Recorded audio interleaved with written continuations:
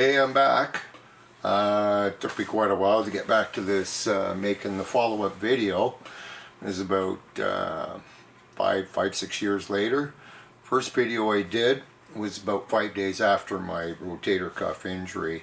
That would have been December 19th, 2017. I was 53 years old at the time. So today, 3 days after my 60th birthday, so did the operation work? This is the final verdict over 6 years later. So yes, in one word. If you recall the first video, I covered some of the prep work just before and just after the operation. Mixing up foods, preparing foods, washing myself, dressing, sleeping. So just now I'll just elaborate a little bit more on what I did before the operation and my progress after those 5 days. So what I decided to do a few months, once I knew my rotator cuff was torn and I needed an operation, I decided to work out even more. I exercise about 3 times a day. So I kind of hopped it up to about 4 or 5 times a day, but a lot lighter exercises, a lot of stretching.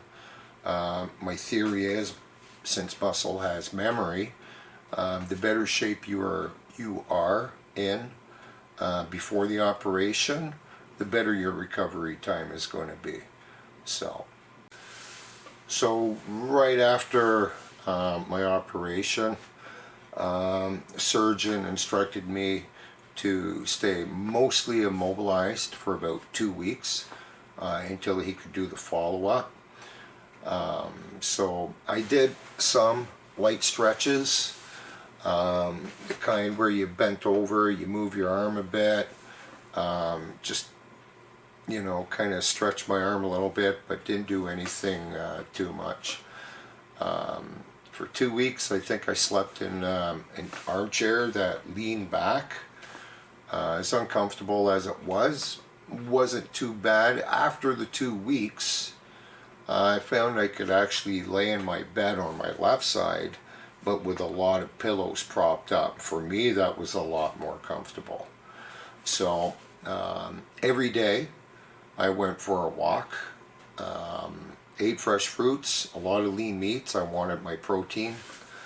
After about 4 days, I weaned right off the pain meds. Maybe took a pill once in a while just to help me sleep if the pain was a bit too much. But other than that, I was pretty much off all pain meds after 4 days. So a lot of people ask me, did I use ice? Some people use an ice machine. For the majority of the 2 weeks, I had a really thick gauze. I tried the ice. Didn't really do anything for me. There's no harm in trying. If any of you have a better experience with the ice or a machine, I'd like to hear about it. I had a bath every day. It was easier than trying to tape up, you know, plastic around the shoulder. So I knew that after I do my 2-week follow-up, I would probably be instructed to go to physiotherapy. So I knew that in advance, and I made the arrangements even before I had the operation, because I anticipated it would be a go-ahead. So I was insured, my own company, for I think 5 or 6 visits. So I spaced them out 1 week apart. So the first time I went to see a physiotherapist, I instructed them to make me a program of all the exercises I should do for that week. And then the following week, of course, I got them to upgrade the program depending on what my progress was. And every single day, I made sure that I did those exercises 3 times a day, morning, noon, and night. And that is the only way you're going to heal. If you think you're going to go see your physiotherapist once a week, and do your exercises maybe once a day, skip a couple of days, it's going to take you forever to heal. Okay, so I'm not an expert on the exercises that they gave me. I followed them to a T, so I'm not at liberty to show you exactly what I did because every therapist is going to be different. So anyway, there was one part that I disagreed with the physiotherapist. She actually instructed me, or said it was, or suggested to me, let's put it that way, that before I show up for the physio, that I take a pain medication about half an hour to an hour beforehand. And I really disagreed with that theory. In my opinion, there's good pain and bad pain. The good pain, that's your muscles telling you when you're just about to overdo it, but you know you're doing everything well. You feel the stretch, you feel a little bit of tightness. That's the good pain. The problem with if you take your pain meds before you do physio or before you do exercise, it might numb out some of the bad pain. And the bad pain, that's telling you you're screwing up, you're pushing it too far, you're going to rip something, you're going to re-tear, and it's going to make your operation and your healing that much more difficult. So she actually agreed with me after I explained it to her. Biggest thing that I freaked out about was this arm completely atrophied. It did freak me out because I had a regular sized arm and this one just kept shrinking, almost looked like a noodle.